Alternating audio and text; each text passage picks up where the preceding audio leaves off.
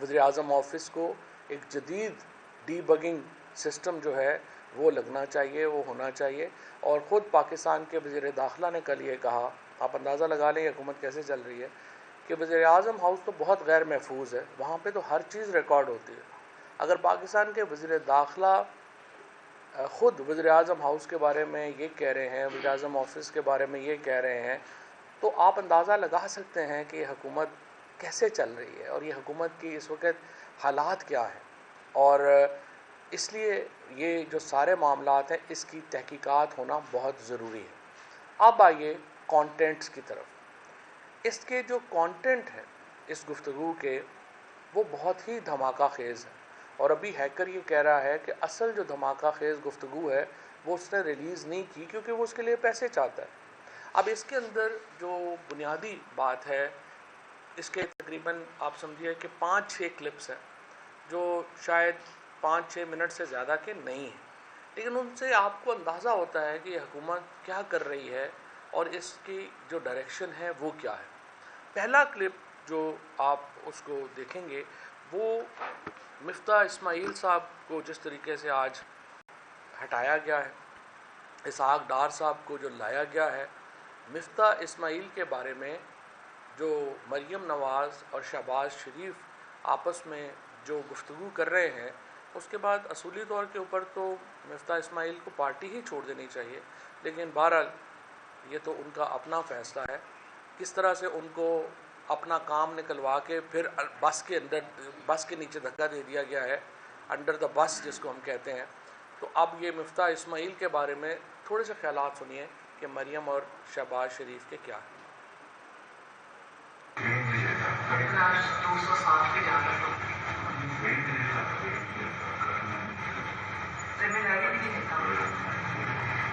اور T V الٹی سیدھی باتیں کرتا رہتا ہے، اس کا مذاق ہوتا ہے.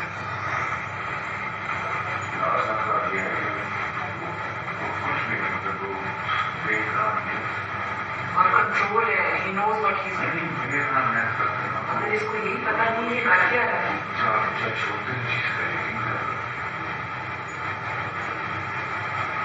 پتہ نہیں کیا کرتا ہے. یہ تو بہت مایوس کیا اور اس کی شکایتیں ہر جگہ سے ہوئی. جی آپ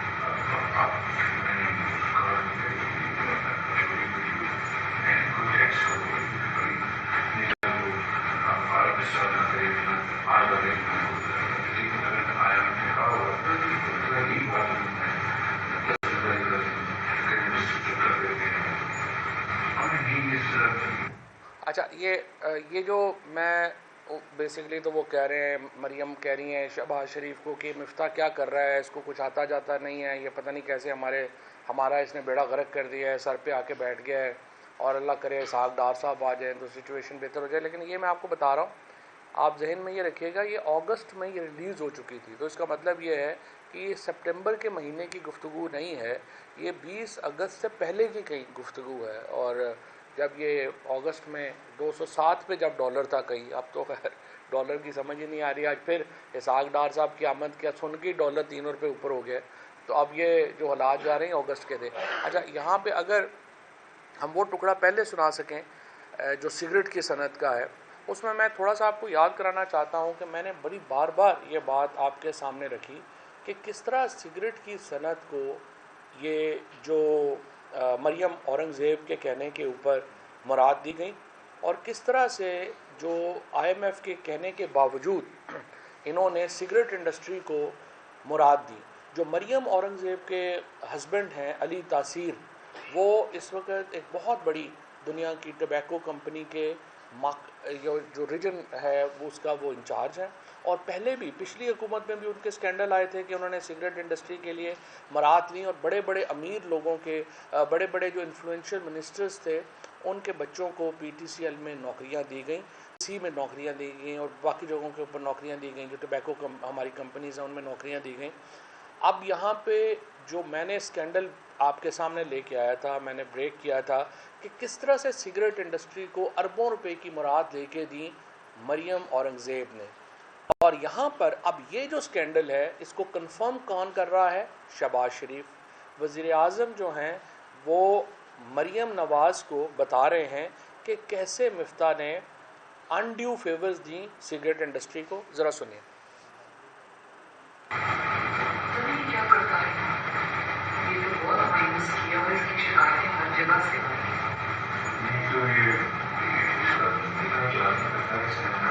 جی آپ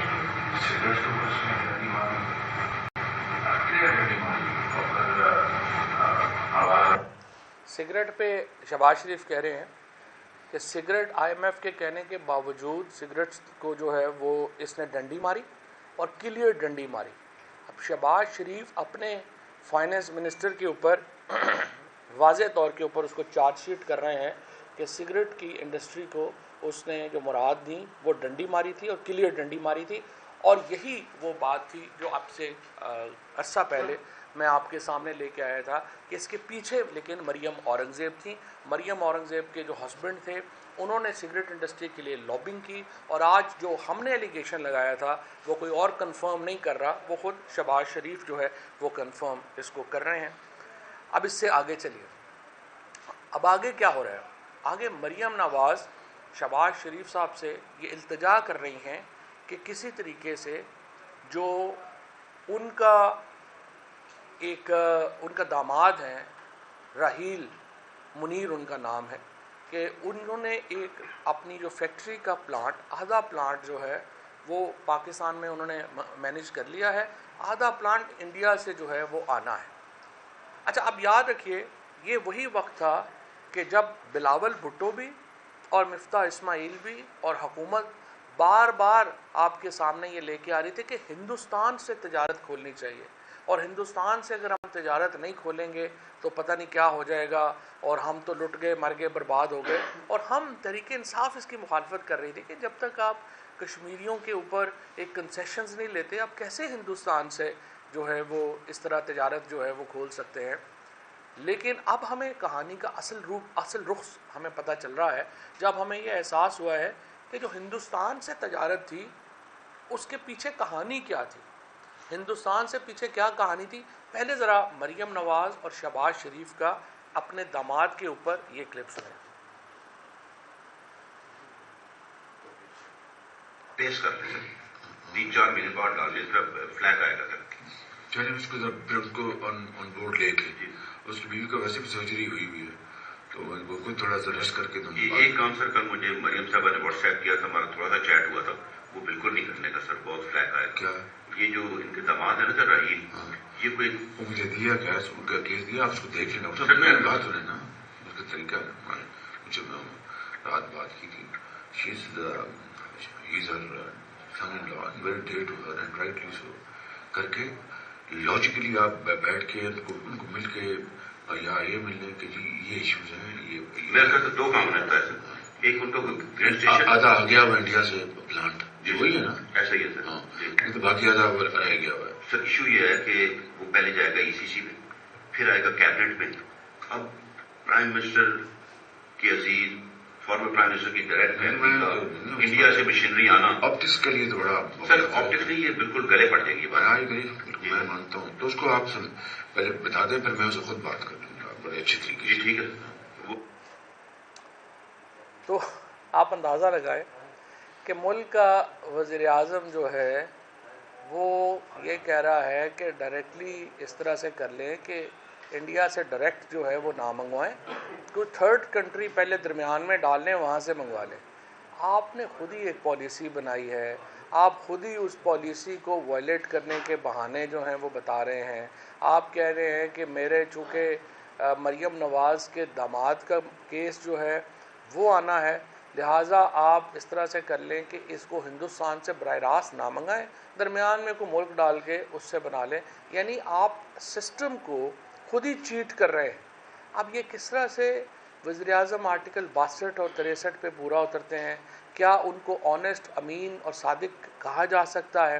کیا یہ وزیر اعظم جو ہے اور اس کی جو فیملی ہے, کیا اس کو آپ پاکستان کی یہ جو پالیسی میکنگ ہے وہ دے سکتے ہیں جو اتنا میں سمجھتا ہوں کہ آپ سمجھیے کہ اس کا ذہنی حالت یہ ہو کہ وہ اپنی ہی بنائی ہوئی پالیسی کو اپنے رشتہ داروں کے لیے بتا رہا ہے کہ کیسے آپ اس کو مس یوز کر سکتے ہیں. ہندوستان سے تجارت پہ پابندی ہے، کوئی بات نہیں، آپ پہلے کسی اور ملک کو ڈالیں. اچھا، اور مریم نواز آگے سے یہ کہہ رہی ہے کہ نہیں اس میں فریٹ بڑا زیادہ پڑ جائے گا، آپ وہ بھی نہ کریں. آپ اس سے اس فیملی کی ذہنی حالت کا اندازہ لگا لیں، آپ اس فیملی کی جو معاملات ہیں ان کا اندازہ لگا لیں. اچھا، اور اس کے بعد آپ آگے آئیے. اب آگے اس میں جو میڈیا مینجمنٹ ہے، ہمارا بڑا افسوسناک پہلو جو اس سمے سامنے آیا ہے سارا، وہ آیا ہے کہ کیسے جو ہے ہم نے دیکھا ہے کہ جو نیوز بیورو چیفز ہیں، جو مالکان ہیں، وہ کس طرح سے اس حکومت کو باقاعدہ ان کے ساتھ سازشوں میں شریک ہیں. ہم نے دیکھا ہے کس طرح سے فارمل میڈیا، کس طریقے سے اس کے جو کی لوگ ہیں ان کو انگیج کیا گیا، ان کو اپنے مفادات کے لیے استعمال کیا گیا، اور کس طرح سے ان کے لیے ان کے اوپر جو ہے وہ نوازشات کی ایک بارش جو ہے وہ جاری ہے. اور اسی لیے فارمل میڈیا تیزی سے اپنی اہمیت جو ہے وہ کھوتا جا رہا ہے، اور اس کی بنیادی وجہ یہ جو ہمارے ورکنگ جرنلسٹ ہے وہ نہیں ہے. ہمارا ورکنگ جرنلسٹ جو اتنی محنت کرتا ہے، سارا دن وہ نیوز کور کرتا ہے، جاتا ہے، اور جب وہ اپنے آرگنائزیشن میں جاتا ہے تو اس کو پتہ چلتا ہے کہ اس کی آرگنائزیشن کا جو کنٹرول ہے وہ تو کسی اور کے ہاتھ میں ہے، اور وہاں پر خبریں لگوائی جاتی ہیں اور کل کی جاتی ہیں. اور مریم نواز یہی اصول بتا رہی ہیں کہ شہباز شریف کو کہ راحیل منیر ان کے لیے کتنا زبردست کام کر رہے ہیں. وہ بھی ذرا سنیں.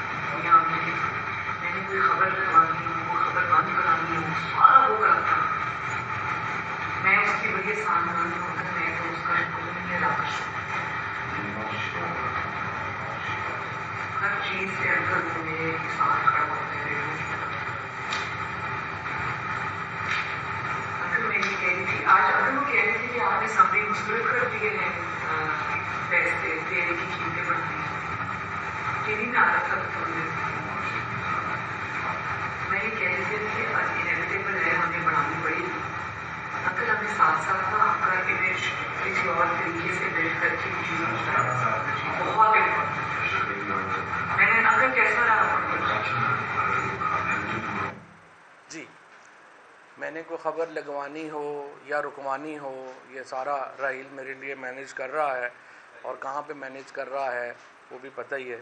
تو یہ خدمات ہیں جو کہ مریم نواز راحیل منیر کے ذریعے اپنے داماد کے ذریعے لے رہی تھیں، اور یہ فائدہ ہے جو مریم نواز اپنے داماد کو اپنے چچا کے ذریعے دینا چاہ رہی تھیں کہ ہندوستان سے ڈائریکٹ یہاں پہ جو ہے وہ چیز جو ہے وہ لے آئے. اس کے بعد دوسرا آپ نے سنا، اپنے ابھی حال ہی میں آپ نے ٹویٹس دیکھی مریم نواز کی، جہاں پہ وہ تیل کی قیمت بڑھنے کے اوپر بڑی سیخ پا ہے، اور وہ مفتاح کو اور سب کو سنا رہی ہیں کہ تیل کی قیمت کیوں بڑھ رہی ہے. لیکن جب وہ اپنے چچا سے بات کر رہی ہیں تو وہ کہتی ہیں کہ میں نے سنا ہے کہ آپ نے تیل کی قیمت میں اضافے کی سمری جو ہے اس کو مسترد کر دیا ہے. تو یہ درست نہیں ہے. تیل کی قیمت میں تو لازماً اضافہ کرنا چاہیے، اور اس کے علاوہ تو کوئی حل ہی نہیں ہے. سو آپ دیکھیں اتنی دو رخ ان کا چہرہ ہے کہ جب وہ باہر ہوتی ہیں تو وہ ایک بات کر رہی ہیں، جب وہ باہر اپنے چچا سے بات کر رہی ہیں، پرائیویٹ بات کر رہی ہیں، تو وہ اس کے بالکل برعکس بات کر رہی ہیں. اس سے آپ ان کا اندازہ لگا لیں کہ یہ کتنے ان کی پالیسیز جو ہیں وہ دو رخ کے اوپر ہیں، کتنی ان کی پالیسیز جو ہیں ان کا حال جو ہے وہ خراب ہے. اور یہی عالم ان کا پرویز مشرف صاحب کے معاملے کے اوپر ہے، جہاں پر ایک طرف پبلک پوسچر انہوں نے یہ کیا کہ ہم پرویز مشرف کے بہت خلاف ہیں، ہم ان کو چھوڑیں گے نہیں، ہم یہ نہیں کریں گے، ہم وہ نہیں کریں گے. تو اب یہاں پہ دیکھیں کہ پرویز مشرف صاحب کی واپسی کے اوپر مریم نواز کا، شہباز شریف کا موقف کیا ہے، جو وہ پرائیویٹلی انہوں نے بات کی، اور کتنی جلدی یہ ایک بالکل آپ سمجھیے کہ اپنے آپ کو بدل لیتے ہیں اور اپنے آپ کو جو صورتحال ہے اس کے مطابق ان کا رنگ ہو جاتا ہے، اور اتنی جلدی تو میرا خیال ہے کہ کوئی اور رنگ بھی نہیں بدل سکتا جتنی جلدی یہ رنگ بدلتے ہیں۔ مریم نواز پرویز مشرف کے اوپر کیا کہہ رہی ہیں، سنیں۔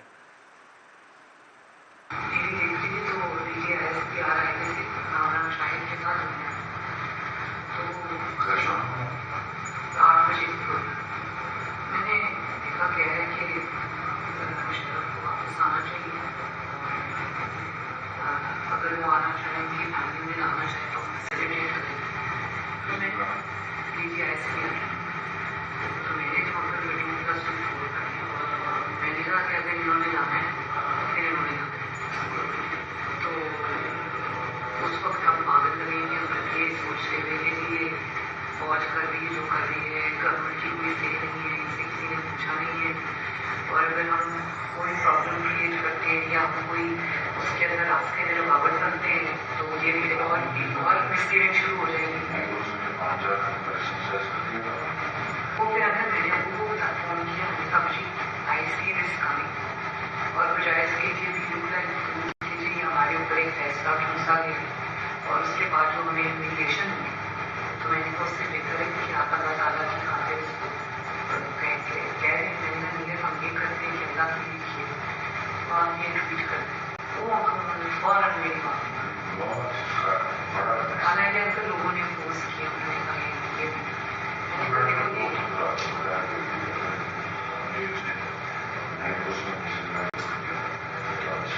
اگر وہ یوسف گیلانی بول رہا ہے، میں نے آپ کو فارورڈ کیا، کہتا ہے کہ اگر مشرف کو لانے کا فیصلہ آپ ہی کریں گے تو جس نے کرنا اس نے کرنا وہی کریں گے، یہ آپ اور سینٹ میں بولنا، کیونکہ آج اس پہ بحث ہوتی ہے۔ تو میں نے آپ کو وہ 2-3 اسکرین شاٹس فارورڈ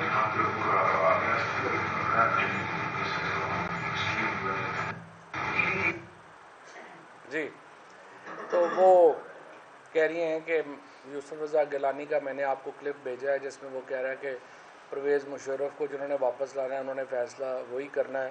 تو ہم پھر یہی کہیں گے کہ پارٹی میں تو بڑی مخالفت ہوئی ہے، لیکن بس پھر جو ہم اپنا مقدمہ جو ہے وہ اللہ پہ چھوڑتے ہیں، اور ہم اب اس بحث میں نہیں پڑتے اور یہ آنے دیں اور کر لیں۔ اب ہم اس وقت جو ہے وہ کیا کریں اور یہ کریں اور وہ کریں، وہ آپ نے دیکھ ہی لیا ہے کہ کیسے گرگٹ بھی اس طرح رنگ نہیں بدلتی جس طرح سے مریم نواز اور شہباز شریف نے ان کلپس میں بدلی ہے۔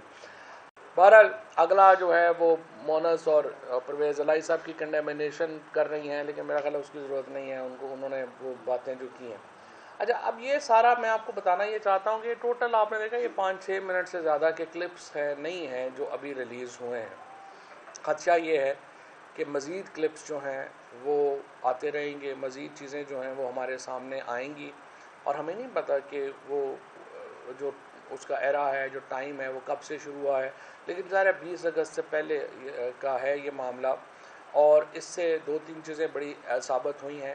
ایک اور جو سب سے امپورٹنٹ چیز میرے خیال میں وہ ہوا ہے جو الیکشن کمیشن کا معاملہ ہے۔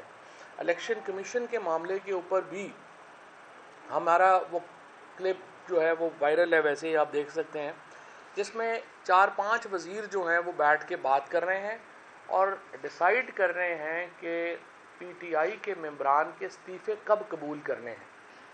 یہ فیصلہ لندن سے ہو رہا ہے، جہاں پہ چیف جسٹس اطہر من اللہ صاحب نے اور چیف جسٹس عمر عطا بندیال صاحب نے اس دھوکے میں یا اس پرسیپشن میں یا اس خوش فہمی میں کہ فیصلے تو اسپیکر کر رہا ہے، ہمیں کہا تھا کہ ہم اسپیکر کے فیصلوں میں عمل درآمد نہیں کریں گے، لیکن یہ فیصلے کون کر رہا ہے اور کہاں سے ہو رہے ہیں اور کیسے ہو رہے ہیں اور پھر ایگزیکیوٹ کیسے ہو رہے ہیں۔ اور چیف الیکشن کمشنر کا حال دیکھیے کہ رانا ثناء اللہ کہہ رہے ہیں کہ 5 تاریخ کو یہ منظور ہوں گے اور پھر 5 ہی کو وہ منظور ہوتے ہیں۔ آپ اندازہ لگا لیں اس نیکسس کا، آپ اندازہ لگا لیں کہ کس قدر جڑے ہوئے ہیں یہ سارے معاملات آپس میں، اور چیف الیکشن کمیشن اور چیف الیکشن کمشنر جو کہتے ہیں کہ اگر آپ ہم پہ بات کریں گے تو ہم آپ کو توہین کا نوٹس دے دیں گے۔ آپ ان کی اپنی حالت دیکھیے، ان کی مورل حالت دیکھیے کہ کیا ہے۔ پہلے یہ کلپ دیکھ لیجیے۔ نہیں، ایک سیکنڈ سر، دے دیا آپ 30 کا نوٹس دے رہے، 7 کو تاکہ 6 والا دے دیا، پھر اب آج 7 دے گے، کل 8 والا دے گے۔ سب کو نوٹس پر ایک لسٹ دی ہے کہ جی آپ لوگوں نے آ کے 6 کو ملنا ہے. ہماری ڈیٹیل میٹنگ آج ہم ٹائپ کرا کے وہ ہم لیڈرشپ کو دیں گے کہ اپروول دیں گے. یعنی 6 بجے تو ادھر پیش ہونا تھا 30 لوگ ان میں سے جن 7 8 کے سیٹیں ایکسیپٹ کر دیں گے وہ میرے حساب سے کلیئر ہو رہے ہیں ان کے سیٹیں ایکسیپٹ ہو جائیں گی. اسی بات پہ ایکسیپٹ ہو جائے گا کہ آپ نے قصبہ کی وہ چاہے جا کے الیکشن میں کہیں گے اگر نہیں آتے تو نہیں آتے تو ہاں ٹھیک ہے. میرا مطلب رزلٹ کیا ہوتا ہے؟